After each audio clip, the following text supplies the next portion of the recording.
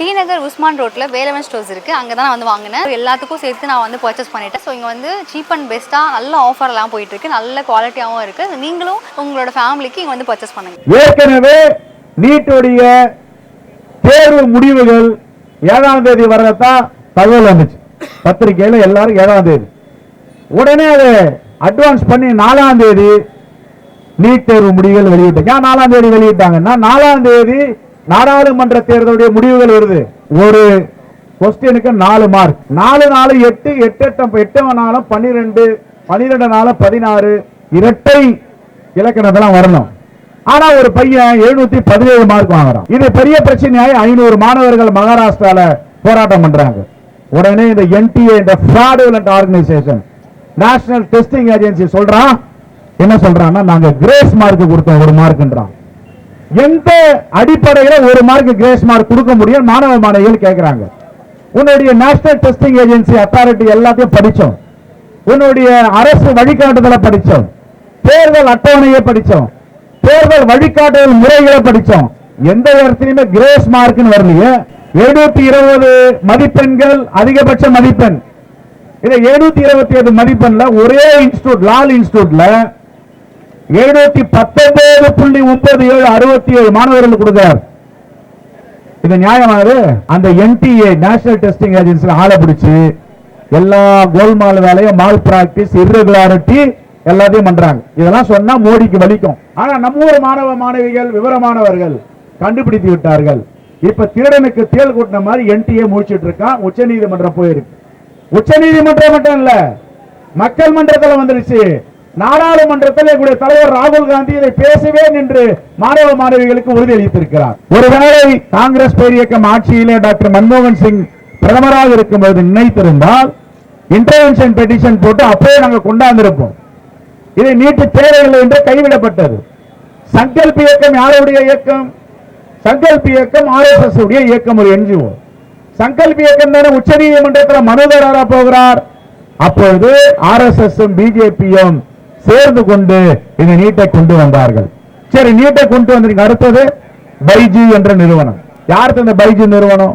இந்த பைஜி நிறுவனத்தில் யார் stack holder, share holder? Amit Shah போன்றவர்கள், அம்பானி போன்றவர்கள், அதானி போன்றவர்கள் அந்த இயக்கத்தை நடத்துகிறார்கள். அதுதான் எஜுகேஷனல் இன்ஸ்டிடியூஷன் ஃபார் நீட். எங்க பார்த்தாலும் போட்டிருக்கோம். உங்களுக்கு லட்சக்கணக்கான கோடிகளை வருடத்திற்கு சம்பாதிக்கிறாங்க. இந்த லட்சக்கணக்கான கோடியுடைய வருமானம் எங்கே செல்கிறது என்பதையும் ஆய்வு செய்திருக்கிறது. பாஜக அக்கவுண்டுக்கு போகுது. தொடர்ந்து அரியலூர் அனிதா முதல் இன்று ரமேஷ் வரை தற்கொலை செய்து கொள்ளுகிறார்கள். எதற்காக இந்த தற்கொலை படலம்? அம்மையார் ஜெயலலிதா உயிரோடு இருக்கும் போது நீட்டை அனுமதிக்கவில்லையே. ஜெயலலிதாவுக்கு தெரியாதா? ஜெயலலிதா இப்ப நட்டா பாஜக தலைவர் மீண்டும் வந்திருக்கிறார், மக்கள் நல்வாழ்வுத்துறை அமைச்சரா. அவர் அப்ப மக்கள் நல்வாழ்வுத்துறை அமைச்சர் 2004 இருந்து 9, 14 இருந்து 19 வரைக்கும்.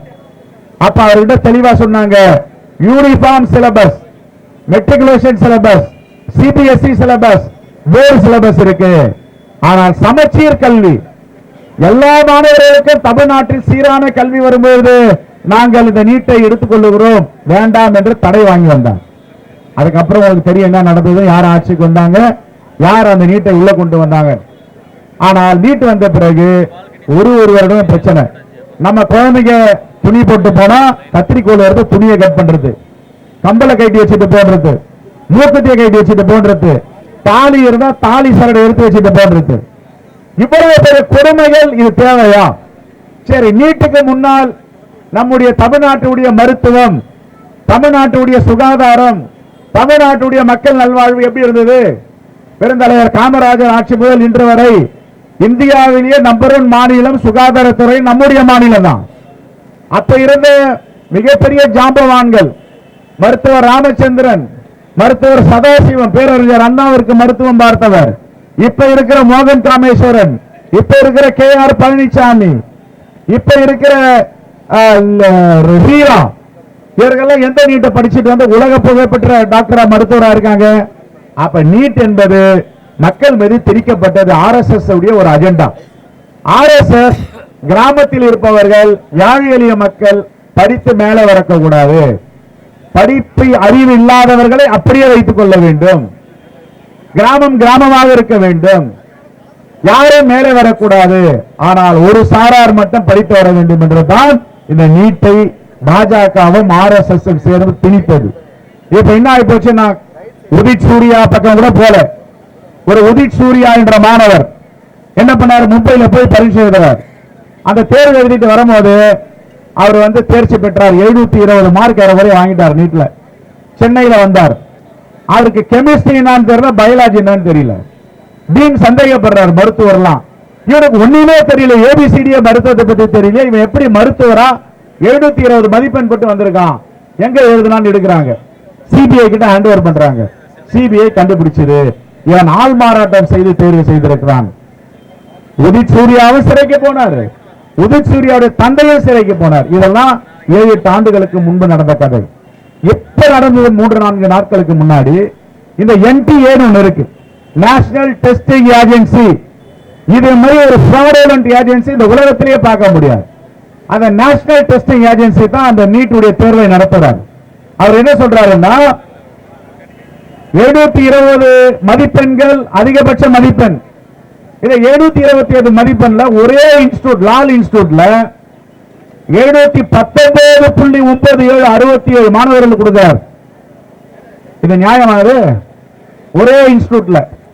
இப்ப நீங்க எல்லாம் பார்த்திருப்பீங்க, பைஜு 720 டாப்பர்ஸ், MPBS இத்தனை பேர் படிச்சிருக்காங்க, எங்க நிறுவனத்துல படிச்சவங்க, எங்க குடும்பத்துல படிச்சவங்க இவ்வளவு பேர் மருத்துவர் ஆகியிருக்காங்கன்னு போர்டு விளம்பரம் எல்லாம் பார்ப்பீங்க.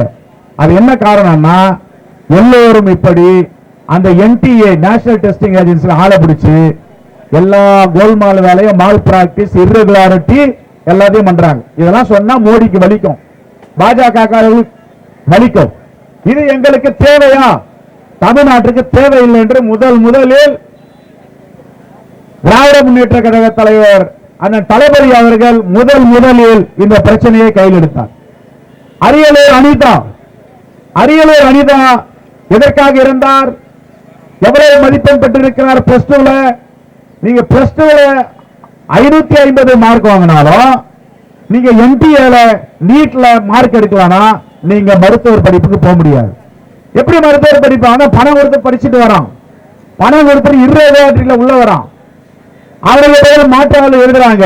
சரி, இப்ப 4ஆம் தேதி நடந்தது என்ன? ஏற்கனவே நீட்டுடைய தேர்வு முடிவுகள் 7ஆம் தேதி வர்றதா தகவல் வந்துச்சு பத்திரிகையில, எல்லாரும் 7ஆம் தேதி. உடனே அதை அட்வான்ஸ் பண்ணி 4ஆம் தேதி நீட் தேர்வு முடிவுகள் வெளியிட்டாங்க. 4ஆம் தேதி வெளியிட்டாங்கன்னா 4ஆம் தேதி நாடாளுமன்ற தேர்தலுடைய முடிவுகள் வருது. எல்லாம் பரபரப்பா இந்திய மக்கள்லாம் நாடாளுமன்ற தேர்தல் முடிவுகள் இருப்பாங்க. அதை பார்த்துட்டு நீட்டு தேர்வை யாரும் கண்டுக்கவே இல்லை. உடனே மாணவ மாணவிகள் பாதிக்கப்பட்டவர்கள் 720 மதிப்பெண் எதுக்கு வச்சாங்கன்னா, ஒரு கொஸ்டினுக்கு 4 மார்க், 4 4 8 8 8 4 12 12 4 16 இரட்டை இலக்கணத்தெல்லாம் வரணும். ஆனா ஒரு பையன் 717 மார்க் வாங்குறான். இந்த ஒன்று எப்படி வந்ததுன்னு கண்டுபிடிக்கிறாங்க. 718 வாங்கலாம், 17 வாங்க முடியாது, 16 வாங்கலாம், 15 வாங்க முடியாது. இது பெரிய பிரச்சனையாய் 500 மாணவர்கள் மகாராஷ்டிரால போராட்டம் பண்றாங்க. உடனே இந்த NTA, இந்த fraudulent organisation, national testing agency சொல்றான், என்ன சொல்றான்னா, நாங்க கிரேஸ் மார்க் கொடுத்தோம் 1 மார்க்ன்றான். எந்த அடிப்படையில் 1 மார்க் கிரேஸ் மார்க் கொடுக்க முடியும் மாணவ மாணவிகள் கேட்கிறாங்க. உன்னுடைய நேஷனல் டெஸ்டிங் ஏஜென்சி அத்தாரிட்டி எல்லாத்தையும் படிச்சோம், உன்னுடைய அரசு வழிகாட்டுதலை படிச்சோம், தேர்தல் அட்டவணையை படிச்சோம், தேர்தல் வழிகாட்டுதல் முறைகளை படிச்சோம், எந்த இடத்துலயுமே கிரேஸ் மார்க்னு வரலையே. உடனே என்ன சொல்றான், ஒரு நீதிமன்ற ஆணை இருக்குன்றான். எந்த நீதிமன்றத்திலும் இது மாதிரி ஆணை கிடையாது, அது மாதிரி உத்தரவும் கிடையாது. அப்போ திருடன் மாட்டிக்கொண்டான் இந்த NTA நாங்க 1 மார்க் கொடுத்து கிரேஸ் மார்க். சரி, வாதம் பண்றாங்க, நம்ம பண்ணல, இத அரசு மாணவ மாணவிகள் கேட்கிறாங்க.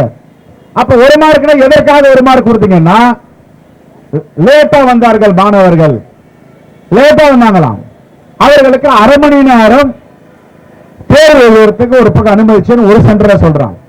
இன்னொரு சென்டர்ல என்ன சொல்றான், சரியான நேரத்திற்கு மாணவ மாணவிகள் வந்துட்டாங்க நீட் தேர்வு எழுத, ஆனா நாங்க கொஸ்டின் பேப்பர் கொடுக்கறதுக்கு அரை மணி நேரம் தாமதம் ஆயிடுச்சு. அந்த அரை மணி நேரம் தாமதமானதற்கு கிரேஸ் மார்க் 1 மார்க் போட்டோன்றான். இந்த கிரேஸ் மார்க் உடைய அடிப்படையே என்னன்னா, காலாண்டுல 100க்கு 100 வாங்குவான், 100க்கு 80 வாங்குவான், 100க்கு 90 வாங்குவான். அரையாண்டுல வாங்குவான். முழு நல்ல படிக்கிற பிள்ளைகள், ஆனா ஒரு சப்ஜெக்ட்ல கம்மியா எடுக்கும். ஆசிரியர்கள் கூடி பேசுவாங்க, நல்லா படிக்கிற புள்ள அவனுக்கு ஏதோ உடம்பு சரியில்லை, அவனுக்கு ஒரு கிரேஸ் மார்க் போடுங்கன்னு போடுவாங்க. இதுதான் கிரேஸ் மார்க். ஆனா பைஜு போன்ற நிறுவனங்கள், பல நிறுவனங்கள், கல்வி மோசடி நிறுவனங்கள் இருக்கு. இவங்க கிட்ட பணத்தை வாங்கிட்டு 67 பேருக்கு 719.97 720 போட்டு போயிருக்கலாம். 67 பேருக்கு. இந்த முறைகேடுகளை மறைப்பதற்கு தான் நாடாளுமன்ற தேர்தல் முடிவு அன்னைக்கு 7ஆம் தேதி வர வேண்டிய முடிவுகளை இவர் 4ஆம் தேதி பாராளுமன்ற தேர்தல்களை சேர்த்து விட்டார். ஆனா நம்ம ஊர் மாணவ மாணவிகள், விவரமானவர்கள் கண்டுபிடித்து விட்டார்கள். இப்ப திருடனுக்கு தேல் கூட்டின மாதிரி என்டிஏ முடிச்சிட்டு இருக்கான். உச்ச நீதிமன்றம் போயிருக்கு. உச்ச நீதிமன்றம் மட்டும் இல்ல, மக்கள் மன்றத்தில் வந்துருச்சு. நாடாளுமன்றத்தில் எங்களுடைய தலைவர் ராகுல் காந்தி இதை பேசுவேன் என்று மாணவ மாணவிகளுக்கு உறுதியளித்திருக்கிறார். ஆகவே இதுதான் இந்த NTA, national testing agency, NEET. இது பின்னாடி பாஜகவும் ஆர்எஸ்எஸும் ஒளிந்து கொண்டு இயக்குகிறது. கிராமப்புற மாணவ மாணவிகளுக்கு எந்த காலத்திலும் இந்த மருத்துவர் என்ற கனவு எட்டாக்கனியாகிவிடும். ஆகவே நாங்கள் எல்லாம் சொல்லுவது, எங்க தலைவர் பாராளுமன்றத்தில் முதல் கூட்டத்தொடரில் இந்த நீட்டை பற்றி கேள்வி கேட்பார். மோடி அவர்களே, ஆர்எஸ்எஸ் பின்புலமாக இருக்கின்ற தலைவர்கள் பதில் சொல்லுங்கள். திராணி இருந்தால் அவர் கேட்கிற பதில் சொல்லுங்கள். கிரேஸ் மார்க் என்ற ஒரு மார்க் எப்படி போட்டீர்கள்? அரை மணி நேரம் தாமதமாக நீங்க வினாத்தாள் கொடுத்ததுக்கு எப்படி நீங்கள் கூடுதலாக மதிப்பெண்கள் கொடுக்க முடியும்? இந்த கேள்விகளாம் இருக்கிறது. 7ஆம் தேதி முடிவுகள், தேர்வு முடிவுகள் வரும் என்று, தேர்தல் முடிவுகள் வர 4ஆம் தேதி உங்களை முன்கூட்டி அட்வான்ஸாக பண்ணி இந்த ரிசல்ட்டை கொண்டு வர சொன்னது யார்? இப்படிப்பட்ட முறைகேடுகளில் நீட் தேர்வை நடத்தும் நேஷனல் டெஸ்டிங் ஏஜென்சி என்டிஏ மாட்டிக்கொண்டிருக்கிறது. மீண்டும் மீண்டும் சொல்லுகிறேன், இந்த நீட் என்பதை சூழ்ச்சியும் சூதாட்டமும் நிறைந்தது. ஏழை எளிய மாணவ மாணவிகள், சாமானியர்களுடைய மாணவ மாணவிகள், கிராமப்புற மாணவ மாணவிகள், இங்க இருக்கின்ற காவல்துறையை சார்ந்த பெண்கள், ஆண்கள், குழந்தைகள் யாருமே போக முடியாது. இதை தடுத்து நிறுத்த வேண்டும். அதுதான் எங்க தலைவர் சொன்னார். தொடர்ந்து நம்முடைய மாண்பு முதலமைச்சர் தளபதி போராடி கொண்டிருக்கிறார். சட்டப்பேரவையில் தீர்மானம் கொண்டு வந்தார். அதை நானே முன்மொழிந்து இருக்கிறேன். முன்மொழிந்த தீர்மானத்தை நிறைவேற்றி அனுப்பியிருக்கிறோம். இருமாப்பு பிடிச்ச, கர்வம் பிடிச்ச, ஆணவம் பிடிச்ச அந்த ஆளுநர் குழந்தைகளோட உயிரோடு விளையாடி கொண்டிருக்கிறார். இதை இந்த கூட்டத்தில் வன்மையாக கண்டிக்கிறோம். ஒரு வருடத்திற்கு பிறகு 2 நாட்களுக்கு முன்புதான் குடியரசுத் தலைவருக்கு அனுப்பியிருக்கிறார் என்ற செய்தி வந்திருக்கிறது. ஆகவே திராவிட முன்னேற்ற கழகம் எடுத்த இந்த நீட் போராட்டத்தில் காங்கிரஸ் பேர் இயக்கம் தங்களை இணைத்துக் கொண்டிருக்கிறது. அந்த அடிப்படையில் இந்த போராட்டத்தை இன்று நாம் முன்னெடுத்திருக்கிறோம். தலைவர் ராகுல் காந்தி கேட்கின்ற கேள்விக்கு அமித்ஷா அவர்களும், மோடி அவர்களும், ராஜ்நாத் சிங் அவர்களும் பதில் சொல்ல வேண்டும் என்று சொல்லி மீண்டும் ஒரு முறை இளைஞர் காங்கிரஸ் தலைவர் தம்பி லெனின் பிரசாத் அவர்களுக்கும் அவருடன் இருக்கின்ற நிர்வாகிகளுக்கு என்னுடைய மனமார்ந்த வாழ்த்துக்களை தெரிவித்து விடைபெறுகிறேன். நன்றி, வணக்கம்.